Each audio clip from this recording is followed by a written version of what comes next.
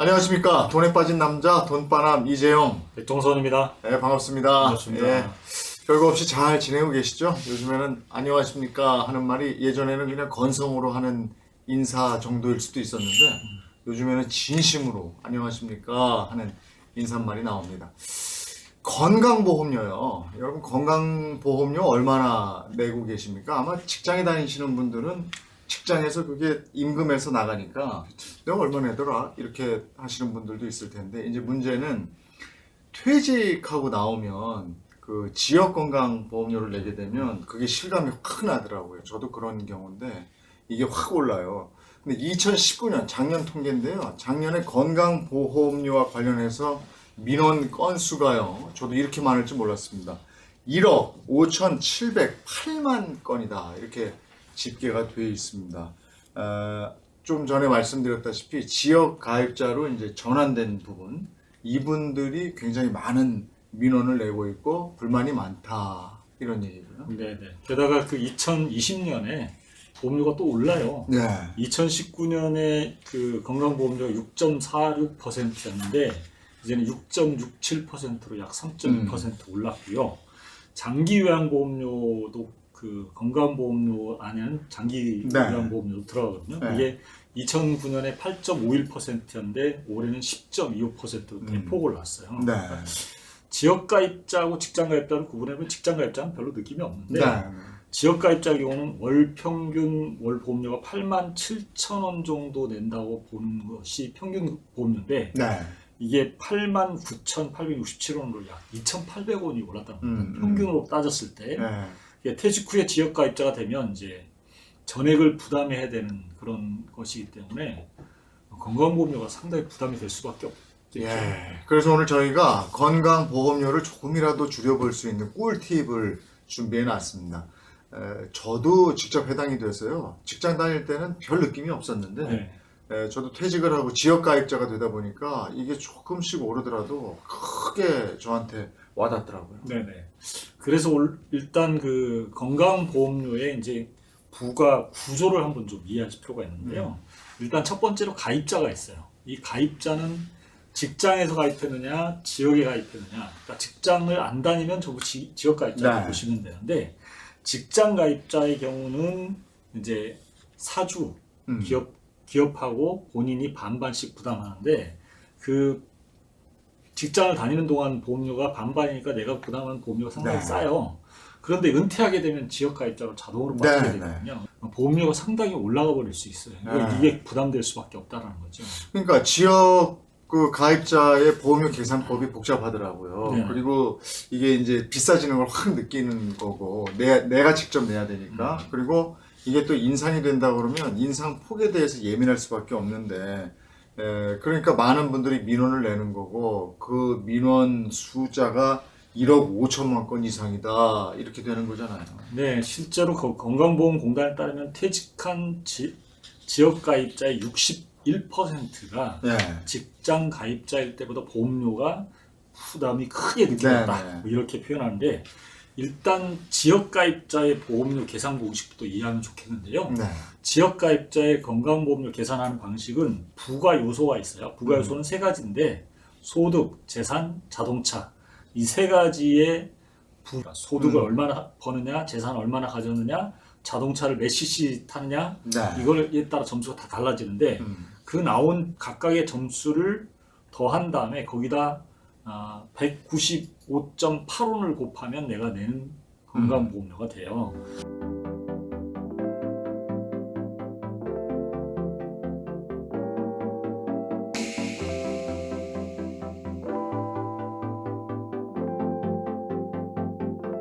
그래서 여기에 이제 소득이라고 하는 부분은 사업소득, 이자소득, 배당소득, 연금소득, 기타소득, 근로소득을 말하고, 네. 재산은 토지, 주택, 건축물, 선박, 항공기, 전월세, 전세 이렇게 계산하고요. 자동차 같은 경우는 사용연수 9년 미만, 9년 이상은 안 쳐요.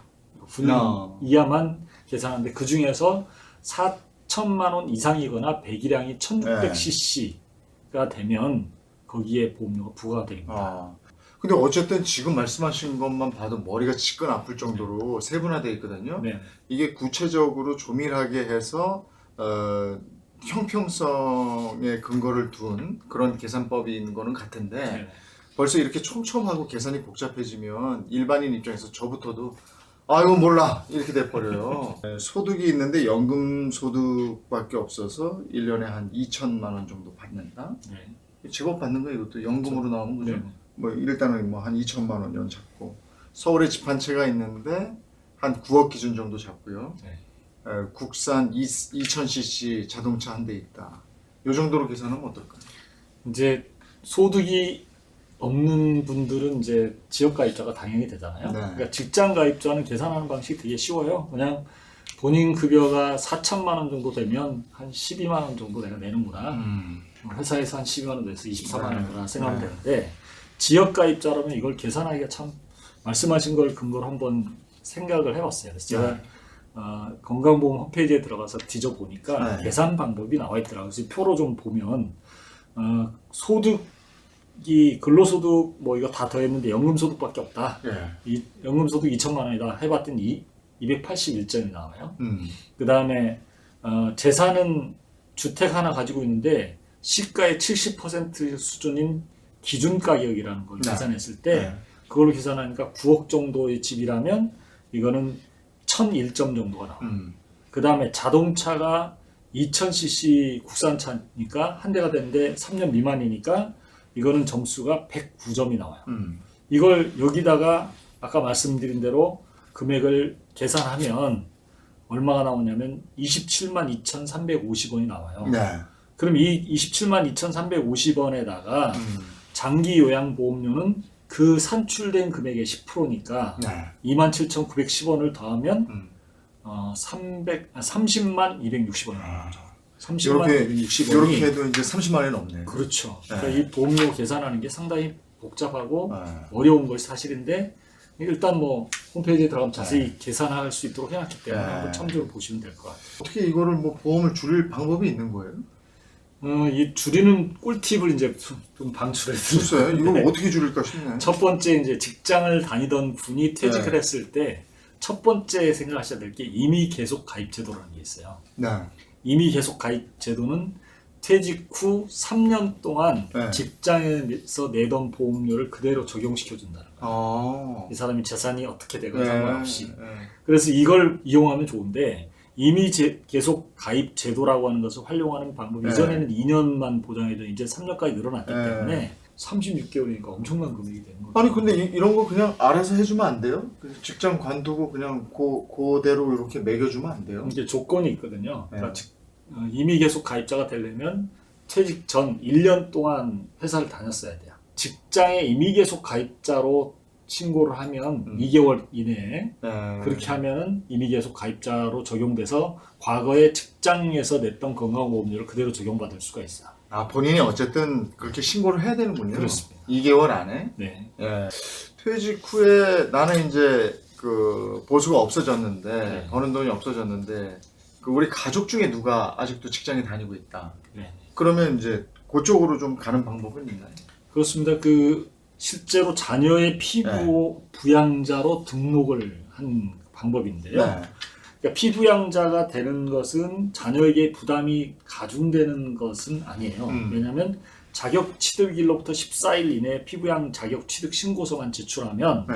보험료 부담 없이 건강보험 혜택을 받을 수가 있거든요. 그러니까 자녀의 그 건강보험료가 올라가는 것과 상관없어요. 안 올라가요. 물론 자녀를 포함한 직계 비속 외에도 네.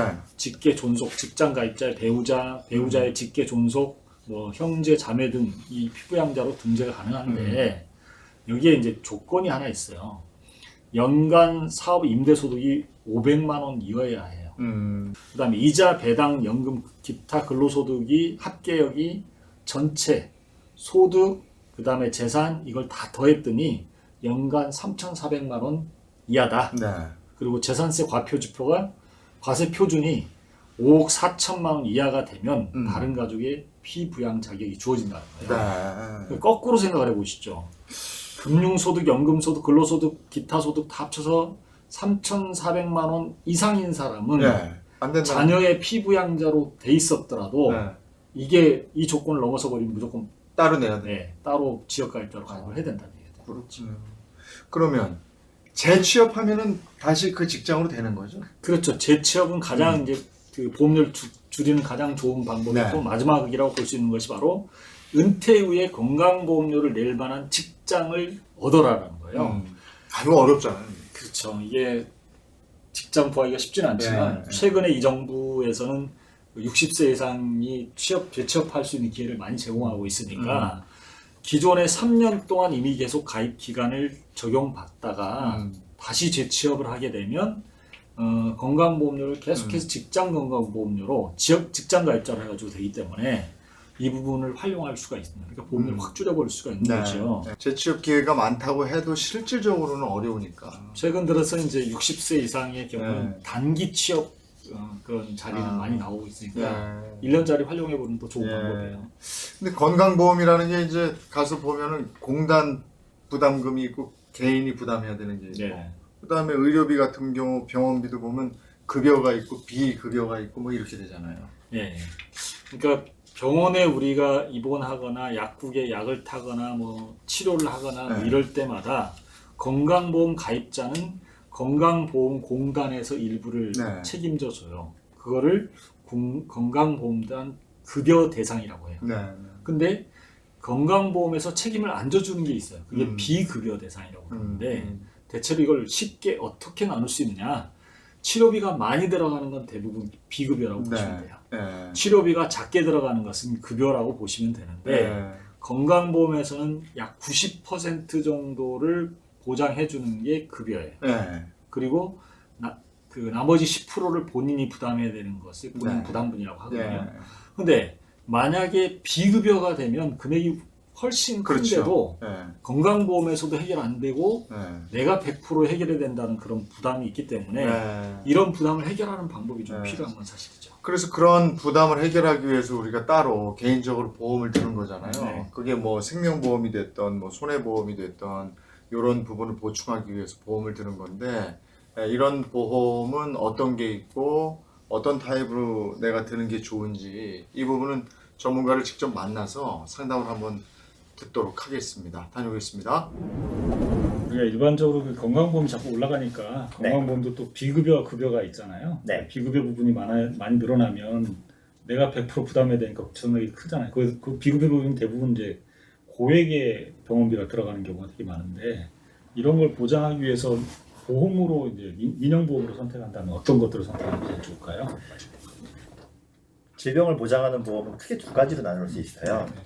실제 쓴 돈에 비례해서 보험금을 받는 실손보험, 네. 그리고 실제 쓴 돈과 상관없이 미리 정해진 액수를 받는 정액형보험, 진단금, 입원금, 수술금 등으로 되어 있죠. 실손보험은 젊은 분들이 아주 선호하고 실제로 효과도 매우 좋습니다. 보장 범위도 매우 넓고요. 그리고 쓴 돈의 의료비 대부분을 돌려받을 수 있죠. 그런데 사각지대가 좀 있어요. 첫 번째로는 나이가 들면 유지하기가 좀 어렵습니다. 실손보험은 그 나이대에 맞게 보험료가 책정이 되는데 젊은 분들은 뭐 2만 원, 3만 원 정도면은 다 해결이 되지만 60세, 70세가 되면은 사실상 부담을 못할 정도로 커질 것 같아요. 아직까지는 실손보험 가입하신 분 중에 그렇게 나이가 많으신 분들은 또 없거든요. 그리고 또 하나는 의료비만 주기 때문에 의료비가 아닌 걸로 나가는 돈은 해결이 안 됩니다. 예를 들어서 내가 한참 경제활동을 하고 있고 아이들이 중학생, 고등학생인데 내가 아파서 병원에 입원을 하면은 당장 소득이 중단이 돼요. 대부분의 나라들은 이럴 때를 대비해서 나라에서 상병수당이라고 해서 생활비를 줍니다. OECD 국가에서 상병수당이 없는 나라는 우리나라밖에 없어요. 매우 중요하거든요.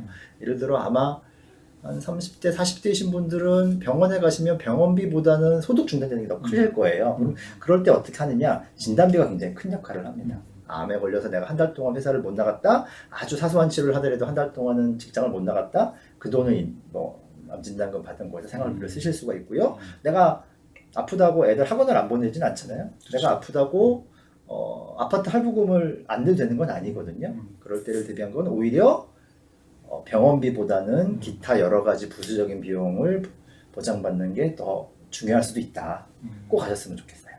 건강보험에서 책임져 주지 못하는 부분들을 따로 보험을 들어야 되는데 네. 첫 번째 실손 의료비 보험으로 네. 병원비를 책임질 수 있도록 하고 네. 두 번째가 그거 외에도 이제 암이나 고액의 치료비가 들어가는 뭐 네. 심혈관 질환이나 네. 이런 거에 걸리면 네. 이 진단비를 받아야 되니까 네. 그런 걸 보장받을 수 있는 진단비 보험은 반드시 선택해야 된다. 또 이렇게 하나가 얘기합니다. 있다면은 사망을 보장하는 정기보험이나 종신보험도 고려할 필요가 있죠. 네. 내가 경제 활동하는 사이에 사망을 하게 되면은 내가 열심히 아파트 분양받아서 한 30년 동안 내기로 했는데 5년밖에 못 냈는데 사망을 하시게 되면 결국 그 집을 떠나야 되거든요. 그럴 때를 어떻게 대비를 하느냐? 경제적으로 여유가 있다 그러면 종신보험이 더 좋을 수가 있고, 내가 정말 경제적으로 여유가 없어요 하시더라도 정기보험으로도 아마 그 정도는 충분히 보장이 가능하실 거예요. 보험료가 별로 높지 않거든요. 잘 알겠습니다. 그 보험으로 준비하는 이유는 의료비의 상승이 계속 발생할 네. 수밖에 없고, 실제로 60세 이후에 의료비가 급격하게 상승해서 80대세는 엄청나게 많이 들어가거든요. 그러니까 이런 부분을 해결할 수 있는 방법은 건강보험에서 해결해 준다. 건강보험 재정이 좀 어려워지니까 네. 보험료도 올라가고 있는데 네. 점점 그 부분이 줄어들 수도 있다. 이런 부분을 좀 생각한다면 가장 첫 번째 말씀하신 대로 건강보험의 첫 번째 실손 의료비 보험. 그러니까 그거는 건강보험에서 책임을 안 져주는 것은 실손 의료비 보험도 네. 책임져 주거든요. 그러니까 이 부분을 반드시 선택해야 된다라는 거. 두 번째로 3대 성인병처럼 암, 뇌졸중, 그 허혈성 심정질환 뭐 이런 것들에 대한 보장은 반드시 선택을 해야만 고액의 진료비를 책임져 준 문제에 대해서 자기 스스로 책임질 수 있도록 하는 겁니다. 그러니까 예. 이게 보험료가 그렇게 비싸지 않아요. 상당히 저렴하게 가입할 수 있으니까 이걸 꼭 선택하는 것이 좋다라는 전문가의 의견도 있었습니다. 네. 근데 이게 촘촘하게 여러 개가 있잖아요. 네. 소액이라도 그걸 다 들고 나면은 액수가 좀 되니까 그렇죠. 해당되는 거 꼼꼼히 살피실 필요는 있고, 모르시겠으면 전문가하고 상담해서 뭐가 필요한지 그걸 잘 선택하는 게 또 보험료를 줄일 수 있는 방법이기도 하더라고요. 더 궁금한 점이 있으면 저희한테 문의를 해주시고요. 또 구독, 좋아요 눌러주시면 저희가 더 성실히 방송에 임하도록 하겠습니다. 함께 해주셔서 고맙습니다. 감사합니다.